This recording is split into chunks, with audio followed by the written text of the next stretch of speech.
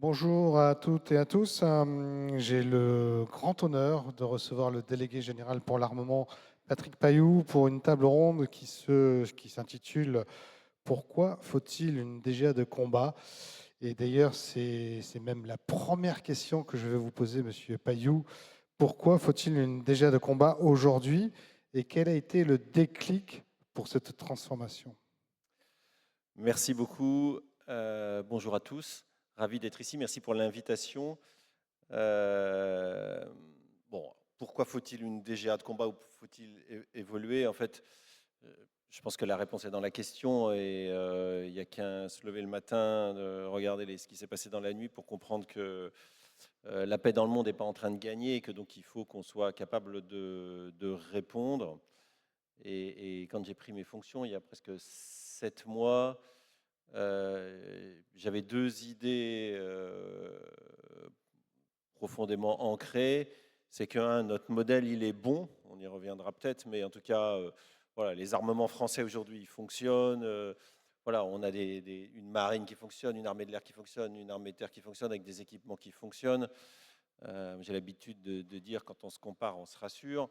Et en même temps, le moment, donc la DGA, là, le modèle, il a de la valeur. Et puis, on est quand même dans une situation exceptionnelle où le combat pourrait arriver, et donc il faut qu'on s'adapte. D'où l'idée de DGA de combat.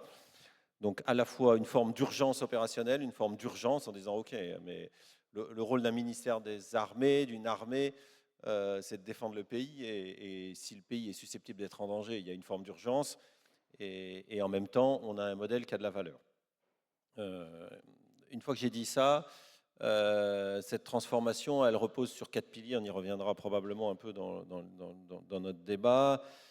Mais 4 idées, je vais surtout expliciter la première, et puis ensuite on reviendra probablement sur les 3 autres un peu plus tard. Donc la première idée, c'est évidemment qu'il faut aller vite dans un certain nombre de domaines. Faire une chaufferie nucléaire dans un porte-avions, ça prend du temps. Sur le porte-avions France Libre, qu'on a notifié l'année dernière, il va être mis en service en 2038. 2038, c'est loin, mais on a commencé à forger l'acier qui sert pour la cuve, parce que c'est long à faire. Par contre, faire des petits drones, faire des brouilleurs, ça, pour le coup, on peut aller très très vite. Typiquement, dès qu'il y a du logiciel, dès qu'il y a de l'impression 3D, dès qu'on n'a pas une grosse industrie lourde, on peut faire des versions, on peut faire des tests, on peut d'ailleurs se planter, on peut corriger, on peut faire des mises à jour, donc on peut aller vite. Et donc il faut qu'on aille vite. C'est ce qu'on voit en Ukraine, je ne vais rien vous apprendre.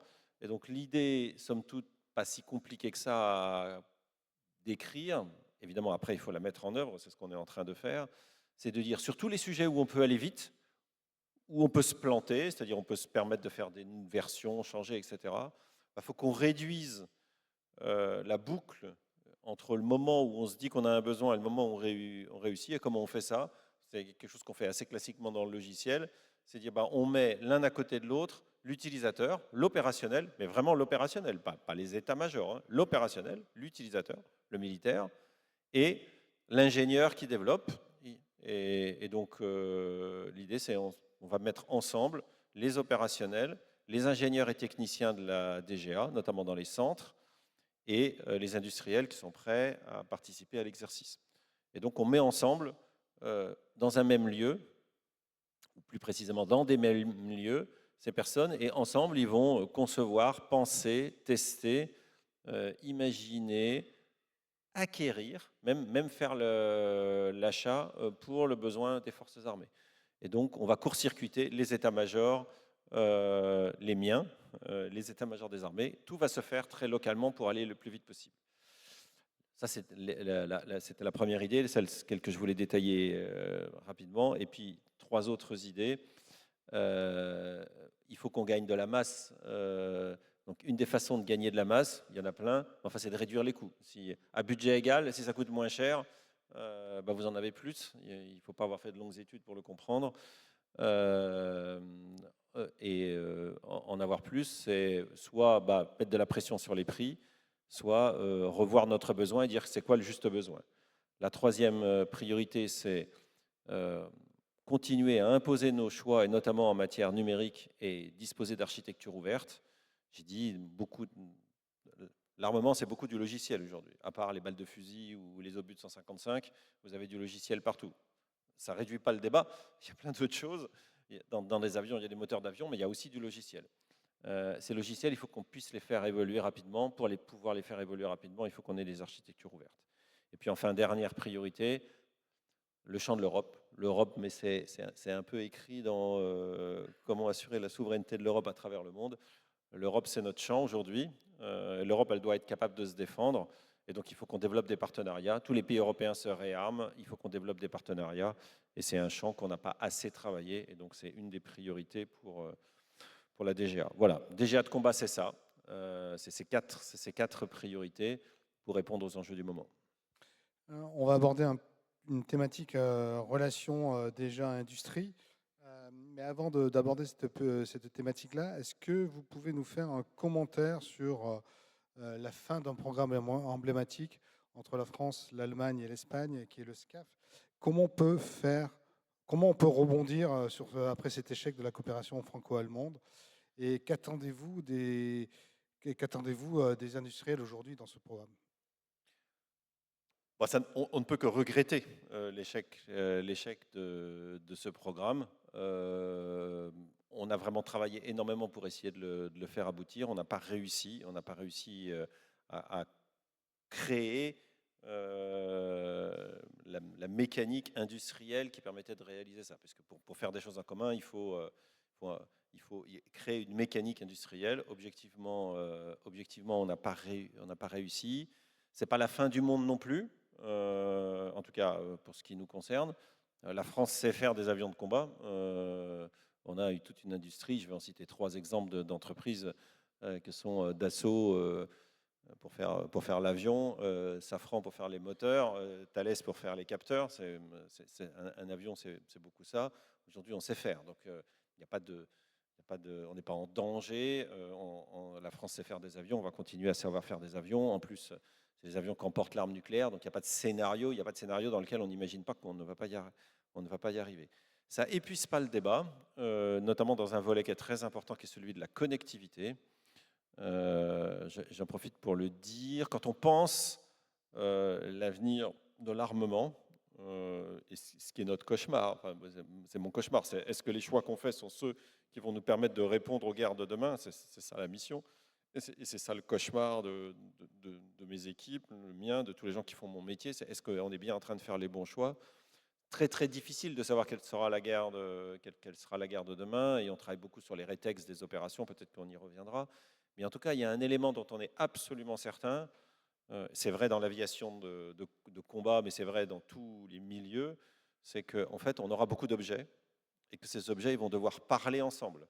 Forte connectivité, beaucoup de données qui sont générées, ce qui peut d'ailleurs générer une surcharge cognitive importante pour les combattants. Mais en tout cas, si on n'est pas capable d'interconnecter les objets, donc si on parle de l'aérien, c'est-à-dire les avions, les drones, tous les objets qui vont voler autour de l'avion, on n'arrivera pas et on ne gagnera pas la guerre. Il faut qu'on soit capable d'interconnecter tous ces objets, qu'ils soient gros, qu'ils soient petits, avec une caractéristique sur l'aviation de chasse qui est spécifique et qu'on ne retrouve pas ailleurs, c'est la problématique du temps de latence. Mais en tout cas, il faut qu'on arrive à interconnecter. La probabilité la France fasse la guerre tout seul est quand même assez faible. Je ne veux pas dire que ça n'existe pas, mais enfin, on n'est pas loin de ça. Donc on sera évidemment en coalition, on sera évidemment avec nos alliés européens, on sera évidemment au sein de l'OTAN. Donc le scénario dans lequel en fait, chacun développerait des objets, quels qu'ils soient d'ailleurs, hein, et qu'on ne puisse pas les interconnecter, ce scénario n'existe pas. Donc une des priorités pour nous, d'où aussi l'histoire des architectures ouvertes, c'est vraiment avec l'ensemble de nos partenaires, et en lien évidemment et très étroit avec l'OTAN, c'est d'avoir des capacités d'architecture ouverte. Donc pour faire court, pour moi, l'avenir de l'aviation de combat, c'est plein d'objets, dont un avion de chasse probablement, voire plusieurs avions de chasse, des gros, des petits, avec des pilotes ou sans les pilotes, c'est pas vraiment le sujet, pardon pour les pilotes s'il y en a dans la salle, mais à horizon 2050-2060, on saura faire des objets sans... On en laissera dans la boucle parce que pour tout un paquet de raisons, on voudra qu'il y ait des pilotes, mais techniquement, on saura faire sans. Donc il y aura ou il n'y aura pas des pilotes. Mais en tout état de cause, il n'y a pas de scénario dans lequel tous ces objets-là qui vont voler, des chers, des pas chers, des armés, des pas armés, des très furtifs, des pas furtifs, des qui vont très vite, d'autres qui vont plus doucement, si on ne sait pas les interconnecter, on est mort. Et donc, une de nos priorités aussi aujourd'hui, indépendamment de développer un futur Next Generation Fighter, donc un avion de combat, c'est d'avoir une forte interconnectivité entre tous les objets qui seront développés, quels qu'ils soient, gros ou petits. On a parlé de la transformation de la DGA et vous souhaitez également que la BITD se transforme. Qu'attendez-vous des industriels dans ce cadre? Bah, ce que j'attends d'eux, c'est une forme de BITD de combat. Pour, Est-ce qu'ils le sont aujourd'hui? ils le sont. Alors, pour le coup, moi, je dirais c'est comme la DGA, c'est-à-dire non, mais la DGA n'est pas encore une DGA de combat, c'est à ça qu'on travaille. On n'y est pas. Pourquoi? Parce que tout simplement, ça n'a pas été le modèle. Pendant très longtemps, on était sur des budgets qui baissent et donc des armes très sophistiquées avec des tout petits volumes, y compris parce qu'on n'avait pas de crédit, donc ça nous arrangeait bien qu'ils produisent peu, hein. Voire même s'ils étaient en retard, pour dire autrement, ça nous arrangeait bien compte tenu des crédits qu'on avait. Évidemment, le monde il a changé depuis 2022. Donc on a absolument besoin d'une industrie qui se mobilise, comme nous on le fait. C'est en cours, évidemment, avec beaucoup d'agilité, évidemment, capable d'apprendre. Il faut qu'on soit capable de répondre. On l'a fait, hein, au Proche Moyen-Orient. On a typiquement, on s'est rendu compte que on avait besoin de capacités pour lutter contre les Shahed qui visaient les Émirats arabes unis, là où on est engagé. Une des solutions qu'on a imaginées, c'est de mettre des roquettes pour utiliser sur nos rafales, pour utiliser autre chose que des Mika, c'est-à-dire des armes qui coûtent très très très très cher face à des menaces qui coûtaient très peu cher. Ben voilà, on s'est retourné vers les industriels pour disposer de ces roquettes à guider laser, de mettre un pod sur le Rafale très rapidement et de l'accrocher dessus. Donc ça, c'est ce qu'on a fait. On l'a fait, hein. On a passé les commandes très très très très rapidement. Les industriels sont en train de les développer. On va les qualifier à toute vitesse, etc. Donc agilité, ouverture des systèmes. Hein, je l'ai dit tout à l'heure. L'adaptation, c'est d'être capable de modifier les systèmes avec des architectures ouvertes. Là encore, sur le conflit au Proche Moyen-Orient, on a modifié la conduite de tir du Rafale parce qu'on voulait pouvoir tirer de plus près et on avait un effet de parallaxe. Enfin bon, je veux pas. On l'a modifié de façon très très rapide. Plus on aura des architectures ouvertes, plus on connaîtra le logiciel, plus on pourra récupérer les données, plus on pourra aller vite et plus on pourra rajouter des capteurs facilement, etc. Donc cette capacité est importante. Il y a le sujet du modèle économique. De l'industrie de la défense dont j'ai parlé tout à l'heure. La question de, il faut qu'on ait plusieurs options. Est-ce que je préfère 100 missiles qui coûtent 100 et qui durent 10 ans ou 200 missiles qui coûtent 50 et qui durent 5 ans, donc durée de vie à la moitié? Il faut qu'on soit capable d'articuler ça. Le choix n'est pas forcément facile, mais on peut être confronté à cette situation. Donc il faut qu'on ait des modèles économiques de développement de l'industrie qui soient plus agiles, plus développés. Et puis, le côté désagréable, c'est le contrôle des coûts. Je le dis ici parce qu'on est parfois challengé en disant, mais bon, 80, on va investir, on a investi l'année dernière, passé 38 milliards d'euros de commandes, 90% de l'investissement est fait sans mise en concurrence, parce qu'il y a beaucoup de sujets secrets dans ces trucs-là. Bon, tout ça, c'est l'argent public. Il n'y a pas de scénario dans lequel on ne contrôle pas un tout petit peu auprès de nos industriels. Voilà, comment ils font. Donc, c'est normal qu'on ait ce contrôle et qu'on le renforce. Après, je rassure tout le monde, quand on fait ce contrôle aujourd'hui, les marges de nos industriels en France sont plutôt plus faibles que la moyenne générale qu'on consulte en Europe et dans le monde. Donc, notre sujet est plus sur les coûts, de comment est-ce qu'on fait pour réduire les coûts. Mais enfin, j'imagine que vous avez conscience que c'est un irritant pour l'industrie de défense d'avoir ce contrôle de coûts et également sur les redevances à l'export, quoi. Alors, sur 30, mon bureau de contrôle des coûts, il est tout petit. Il ne contrôle que les très gros industriels. On n'est évidemment pas sur le contrôle des PME. De toute façon, on n'en serait pas capable et puis ça n'aurait aucun sens. Mais voilà, on est sur de l'argent public, sur du régalien. enfin, ça serait même indécent, je pense, qu'on ne contrôle pas. Ce que je dis par contre à nos industriels, c'est que pas de bureaucratie là-dedans. Donc à nous de nous adapter au format des données que vous envoyez, etc. Donc il faut de fait qu'on soit agile Hmm. pour que ça ne soit pas un travail bureaucratique. Mais par contre, il n'y a pas de scénario dans lequel on passe un contrat à une entreprise sans mise en concurrence, puis on ne contrôlerait pas comment l'argent est employé. Je pense que ce serait le contraire qui serait. Et je pense que, enfin, présenté comme ça, je pense que c'est difficilement opposable. Un chapitre sur la loi de programmation militaire. La LPM a fait des choix, en tout cas l'actualisation de la LPM a fait des choix forts. Elle n'a notamment pas augmenté le format des armées, alors que tout le monde dit, ou en tout cas on dit qu'il y aura un choc qui est attendu à l'horizon 2028-2030. C'est un choix fort. Comment vous le commentez? Je pense que ça vaut le coup qu'on s'arrête un tout petit peu sur cette question de la loi de programmation militaire et comment est-ce qu'on fait nos choix. En fait, je pense qu'il y a un aspect important à comprendre de la façon et de décrire le modèle français. Donc alors après, il y a la question de quel est le montant idéal, etc.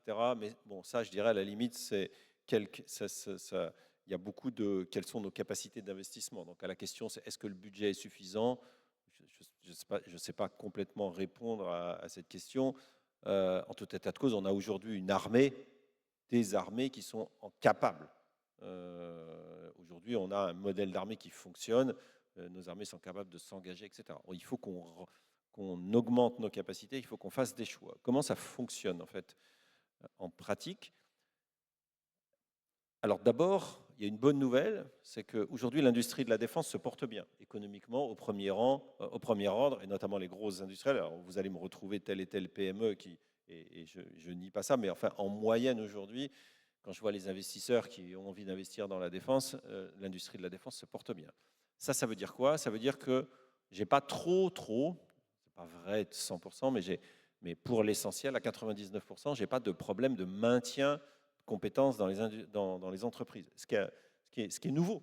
Ce qui est nouveau. C'est-à-dire on est aujourd'hui pas dans une situation où où je vais dire au chef d'état-major des armées, à la ministre, oulala, si on n'investit pas là, on va perdre la compétence. Ce scénario n'existe plus. Donc aujourd'hui, en fait, on peut faire des choix de façon relativement libre, ce qui est extrêmement nouveau. Et puis ensuite, on a un travail d'aller-retour entre l'état-major des armées et nous. Et c'est intéressant que je décrive ce truc-là parce que ça illustre le modèle qui est un peu unique en France de nos capacités. Le besoin militaire, c'est évidemment les armées qui l'ont. C'est eux qui savent de quoi ils ont besoin, ils font le rétexte des opérations, ils imaginent les opérations de demain, donc ils disent on a plutôt besoin de ça, des missiles qui vont à telle portée, etc. etc. La mission de la DGA, notre savoir-faire, c'est face à ce besoin d'éclairer et de dire quelles sont les réponses possibles. Les réponses techniques, les réponses calendaires, les réponses budgétaires. Je vais prendre un exemple. Quand on a eu ce débat, ce travail plus précisément, en préparation du discours du président de la République à l'île Longue sur les frappes dans la profondeur et la décision qui avait été prise de se doter d'un missile balistique de frappe dans la profondeur, un missile balistique conventionnel de portée gamme 2500 km. Et ben on a eu tout un travail d'aller et retour sur c'est quoi les solutions techniques, quel type de missile on fait. Missiles balistiques, missiles de croisière. Dans les missiles balistiques, il y a quantité de styles de missiles balistiques. Quelle capacité il a, quel effet militaire on recherche. Un missile balistique à très longue portée, il va arriver très vite sur la cible, trop vite d'ailleurs pour qu'on arrive à le faire fonctionner correctement. Donc il faut le ralentir. Donc il y a différents types de technologies. Est-ce qu'on veut de la précision ou pas? Quel type de précision? Typiquement, voilà, si on se trompe de 200 mètres sur un missile balistique, au lieu de l'envoyer sur l'usine qui fabrique des armes, vous risquez de l'envoyer sur une école. Je ne suis pas sûr que la France soit prête à assumer ce genre. Je ne pense pas d'ailleurs. Je suis sûr même. Donc il faut qu'une forme de précision. Est-ce qu'on veut résister au brouillage, etc. Et tout ça, quelle est la charge militaire? Est-ce que c'est une charge de 100 kg, 200 kg, 400 kg, 500 kg, 800 kg? Et donc en fonction de la précision de votre missile, évidemment, la charge militaire, elle doit être d'autant plus grosse. S'il n'est pas précis, en admettant qu'on reste quand même dans un cercle de précision qui permette de ne pas tomber sur une école, si vous êtes très précis, vous pouvez avoir une charge pour avoir l'effet militaire plus petite. Si vous êtes moins précis, il faut une charge militaire plus grosse, et ainsi de suite. Et donc, on a ce dialogue qui challenge, qui fait plusieurs propositions. Et puis alors après, il y a combien ça coûte, évidemment. Plus c'est précis, plus c'est sophistiqué, plus c'est cher. Et puis, est-ce qu'on a la technologie, est-ce qu'on l'a pas? Si on l'a pas, il faut la développer. Combien ça va nous coûter? Combien de temps ça va nous prendre? Etc. etc. Et donc, c'est tout ce savoir-faire qu'on a qui permet de dire, OK, alors il y a tel et tel et tel et tel et tel type de solutions qui vont coûter tant, qui nous permettront... Ah oui, quel est le coût du missile? Parce que c'est bien de se doter d'une capacité, mais si on en achète deux, parce qu'ils sont très très chers, voilà, on aura fait 2 trous. Et puis c'est tout. Donc objectivement, si on veut que ça soit, il faut qu'on puisse s'en payer. Donc il faut que ça soit pas trop cher. Donc il faut qu'on fasse des choix qui soient raisonnables. Voilà. Pardon, je suis un peu long, mais je trouve que ça vaut le coup d'expliquer ce modèle. Et donc on fait ces allers-retours pour qu'à la fin, après c'est l'autorité politique bien sûr qui tranche in fine. En tout cas dans les systèmes démocratiques, c'est comme ça que ça marche. Et tant mieux. Et donc notre rôle, c'est d'éclairer. C'est comme ça qu'est conçue l'actualisation de la loi de programmation militaire, avec ces allers-retours entre les besoins, combien ça coûte. Ok, mais alors là, si je change ça, ça coûte moins cher, je peux en acheter plus, je peux libérer de l'argent, etc. C'est ça ce travail. Croyez-moi, c'est un travail intense. C'est des nuits de travail, parce que généralement la tension calendaire est forte. Et c'est ce travail intense entre la DGA et l'EMA qui permet de faire la programmation. Dans l'actuel, évidemment, la priorité, elle est mise sur les munitions. Justement, Ouais. est-ce que vous n'avez pas l'impression que le fait de mettre une priorité sur les munitions, on a l'impression finalement, nous, observateurs, que on est toujours dans une réparation parce qu'il y a eu de tels désinvestissements faits dans la défense dans les années 2000-2010 qu'aujourd'hui, même si la première loi de 2019-2025 était une loi de réparation, la deuxième, on l'a appelée autrement, mais on a toujours l'impression d'être toujours un peu dans cette loi de réparation. Hein. Bon, moi je suis un ingénieur, je ne suis pas un littéraire, donc je ne vais pas jouer sur les mots, mais je ne crois pas qu'on soit dans une LPM de réparation. Enfin, le meilleur exemple que j'ai, c'est le 14 juillet. Moi, beaucoup d'entre vous ont dû assister au dernier défilé. Enfin, typiquement sur l'armée de terre, c'est souvent le truc le plus visible. On n'était pas dans la réparation, on avait quasiment des trucs neufs de A jusqu'à Z. Donc, par contre, on est dans une mécanique d'armement. On est dans une mécanique d'armement. C'est-à-dire que c'est bien, on a ce qu'il faut, on a des véhicules qui fonctionnent, tout ça est moderne, on a modernisé. Par contre, là, pour le coup, il faut qu'on gagne en masse, il faut qu'on gagne du muscle. Et le muscle, c'est notamment les munitions. Parce que voilà, ce qu'on apprend des conflits du moment, c'est que on est revenu dans ce qu'on appelait et qui avait disparu, c'est la guerre de l'attrition, c'est-à-dire, pour faire court, c'est la guerre de celui qui a plus de munitions, il a perdu. Regardez la guerre en Iran en ce moment, entre Israël, les États-Unis et l'Iran. Objectivement, Israël et les États-Unis, c'est parmi les deux pays les plus performants en termes de capacité militaire.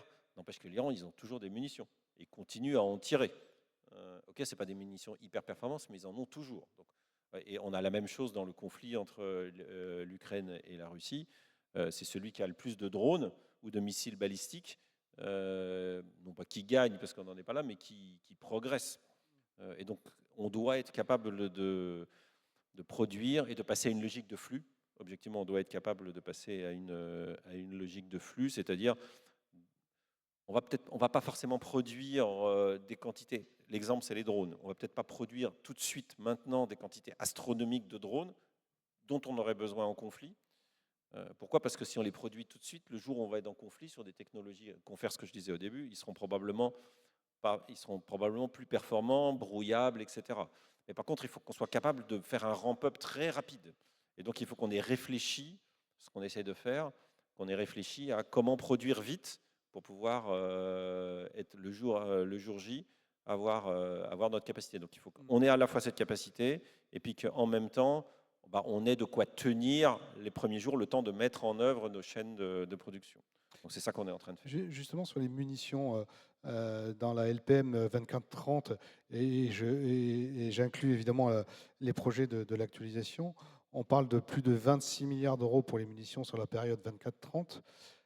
Moi, la question que je me pose, puisque vous l'avez souligné, l'industrie, la BITD, et notamment les munitionnaires, que ce soit MBDA, que ce soit avec KNDS, et même les dronistes, étaient dans une forme de confort industriel, parce qu'ils étaient en temps de paix, donc ils produisaient peu. Aujourd'hui, 26 milliards, je me demande comment ils peuvent absorber ce volume de commandes. Alors, la réponse est oui, mais ce n'est pas suffisant. La réponse est oui, parce qu'on a construit l'actualisation de la programmation militaire et la loi de programmation militaire en ce qu'on imagine être les industriels sont capables de faire. Donc, ce qu'on a affiché dans la loi de programmation militaire et dans l'actualisation qui est en même temps aujourd'hui au Parlement, c'est des chiffres qui sont compatibles de ce qu'est ou de ce qu'on imagine être la capacité industrielle dans le ramp-up. Donc ça, il n'y a pas de doute sur le fait qu'on va être capable de le faire. Ça épuise pas le débat. Hein. Ça épuise pas en aucune façon le débat, puisqu'il faut qu'on soit capable de produire plus. D'abord, il y a beaucoup d'exportations. Donc c'est tout le travail qu'on mène pour essayer d'imaginer des solutions pour produire plus vite. Donc c'est toutes les questions sur la simplification, à la fois la simplification de notre process industriel, la simplification des munitions. On n'est peut-être pas obligé de les peindre parfaitement pour qu'ils soient très jolis. Enfin, il y a tout un travail. Et puis, on a un travail, je veux prendre l'exemple de Chorus qu'on fait avec, Ouais. Renaud. avec Renault et Turgis et Gaillard. L'idée, c'est de mettre ensemble des gens qui savent faire des armes, là en l'occurrence des drones, et des industriels de l'automobile qui, eux, ils savent sûrement pas faire des missiles de défense aérienne, ça c'est pas du tout leur métier, mais par contre, ils savent produire beaucoup à très bas coût. On ne va pas produire beaucoup à très bas coût comme on le fait dans l'automobile. Ce n'est pas vrai. On n'aura jamais les volumes, même pour les véhicules terrestres, on n'aura jamais les volumes de l'industrie automobile. Ça n'existe pas. Pour autant, ils ont des process et un savoir-faire. Et pour l'avoir vu, fait avec eux, c'est impressionnant de voir. On leur donne un objet qu'on produit nous, enfin, l'industrie de la défense va produire, et on leur donne et on leur dit comment vous le produiriez. Et ça, c'est absolument passionnant de voir, attendez, là, on va changer la matière, là. On va pas prendre cette matière-là, on va prendre telle matière, ça coûte beaucoup moins cher. Votre carte électronique, là, on va pas prendre ce type de carte électronique, on va prendre tel type de carte électronique, ça coûte 10 fois moins cher. C'est pas grave du tout quand c'est une arme qui va être utilisée one shot. Évidemment, si vous faites un truc qui dure 15 ans, qui a des conditions très particulières sur un bateau, évidemment, c'est pas comme le bateau, mais il y a un certain nombre de cas où on a. Donc il y a ça, d'abord. Ils ont un savoir-faire dans comment choisir le matériel, y compris d'ailleurs dans les chaînes, dans ce qu'ils ont eux comme pièces détachées dans l'industrie automobile. Et puis la deuxième chose, c'est comment ils le produisent. C'est facile, c'est intéressant de voir, ils nous disent, non mais là si vous le mettez comme ça, moi je ne sais pas le visser. Il va falloir que je prenne quelqu'un qui vienne dessous, qui se baisse, qui le visse, alors que moi j'ai un robot, etc. Donc vous modifiez votre truc, vous le faites comme ça, vous moulez un machin en plastique qui vous permet de mettre la pièce comme ça, et dans le câble, vous allez aller infiniment plus vite. Et c'est ce travail en fait en rapprochant les compétences qu'on va pouvoir accélérer. C'est assez fascinant à voir. Et vous avez d'autres exemples de ce rapprochement entre l'industrie militaire et l'industrie civile? C'est le cas de Chorus. Donc, votre question, c'est sur en France, ce qu'on En fait France, nous. ouais. Ouais. À part Chorus, évidemment. Pardon? À part Chorus. Par Chorus, est-ce qu'il y a Alors, il y a d'autres exemples qui ne sont pas publics, mais alors, typiquement non, mais qui sont dans les drones, Ouais. qui sont typiquement dans le. Non, c'est pas à moi de dire ce que les industriels D'accord. font, etc. Mais en tout cas, J'avais quand même une question sur les munitions, pour finir sur le volet munitions qui était important. Je voulais savoir où en êtes-vous dans ce projet de France Munitions. Est-ce que vous commencez à discuter avec des financiers justement pour qui rentrent dans cette structure ad hoc pour commander ces munitions ou pas? les discussions sont en cours. C'est quoi le raisonnement autour de France Munitions? C'est toute la question de savoir est-ce qu'on commande assez de munitions? Donc, c'est une question sur laquelle il est difficile de répondre. Alors qu'on a des contrats opérationnels, mais c'est des choses assez théoriques. Dans l'absolu, il faudrait commander 10 fois plus de munitions, on serait 10 fois plus sûr. Ça participe à la dissuasion. En fait, on ne fait pas tout ça pour faire la guerre, on fait tout ça pour être crédible, pour éviter que la guerre arrive, objectivement. Parce que si vous êtes très très crédible, généralement, on vous êtes pas attaqué. Donc plus vous avez de stock, et le jour où on sera en guerre, pour le coup, on sera en vraie économie de guerre et on n'aura plus de problème budgétaire. Là, On pour va le en coup, parler. et donc l'idée assez simple, en fait, c'est de dire, est-ce qu'on ne peut pas faire appel au marché qui achèterait les munitions, moyennant voilà, un modèle économique à construire, et auquel on pourrait faire appel le jour où on a besoin des munitions ou pour faire de l'exportation quand il y a des munitions. Donc ça, c'est ce qu'on est en train de construire. Donc on a commencé à discuter avec les financiers. Là, pour le coup, on a beaucoup de gens qui sont intéressés. Après, il faut qu'on trouve le bon modèle économique parce que tout ça, c'est de l'argent public. Donc à la fin, si c'est pour que ça coûte plus cher aux citoyens, beaucoup plus cher, c'est pas forcément la bonne idée. Mais en tout cas, ce travail est en cours, il progresse bien. On va voir ce que ça donne. Il y a aussi un sujet de c'est quoi la bonne quantité de munitions qui permet d'avoir un effet de levier important à la fois sur nos stocks, mais surtout sur les capacités industrielles de production. Donc c'est ce qu'on est en train de challenger pour voir c'est quoi où se situe l'effet de seuil et à partir de quel moment l'effet de levier il est important. Et justement, la mise en œuvre de ce projet de France Munition pourrait atterrir à quelle échéance? J'espère au second semestre de Là, de cette année? ouais, de cette année. Ouais. D'accord. Vous avez évoqué rapidement l'économie de guerre. Moi, j'avais envie de savoir comment pouvez-vous faire mieux alors que la France n'est pas en guerre? Pour augmenter les cadences, pour produire plus, pour réduire les délais de livraison, pour réduire les normes, les process. Comment on peut faire alors qu'on n'est pas vraiment en guerre aujourd'hui? Donc ça, on n'est pas en guerre et il faut espérer qu'on On le ne le soit jamais. Parce que de fait, c'est sûr que quand on sera en guerre, les problèmes financiers, l'exemple que j'aime bien citer, c'est le Covid. Quand on a eu le Covid, on a fait, je sais plus, 6 projets de loi en 2 mois. Enfin bon, donc on sera en guerre, quand on sera en vraie guerre, le monde sera différent. Donc on n'est pas, en guerre. Donc le travail sur l'économie de guerre, il est vraiment tout azimut. Il est vraiment tout azimut. On a cité l'exemple de France Munitions sur les munitions. Il y a nos commandes tout court. On a fait quand même 38 milliards, probablement beaucoup plus que 40 milliards cette année d'euros de commandes, ce qui est un effort considérable de l'État. Donc c'est un signal de visibilité qu'on envoie aux entreprises. Cette année, je pense qu'on va passer, j'espère, hein, si tout se passe bien, quelque chose comme 6 milliards d'euros de commandes de munitions.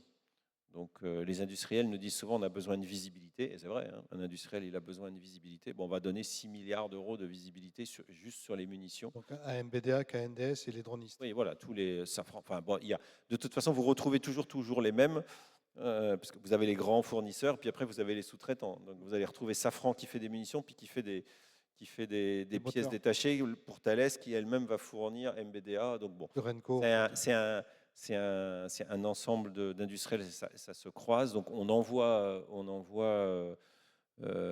essaye d'envoyer de la visibilité. Et puis on a tout le travail qu'on a appelé dialogue de place, etc. Pour voilà, les entreprises pour se développer ont besoin d'argent, ont besoin de finances, de fonds de roulement, de capacités de financement. Ils ont besoin de faire appel au marché, etc., etc. Bon, vous avez vu les déclarations, les ministres sont vus. Le monde a changé. On n'a pas résolu le problème, mais le monde a changé. Rappelez-vous, moi, quand j'étais directeur de cabinet de Sébastien Lecornu, il y a 2 ans et demi, on était encore aux critères ESG, c'est-à-dire investir dans la finance, c'est mal. Il y a 2 ans et demi, on en était encore là.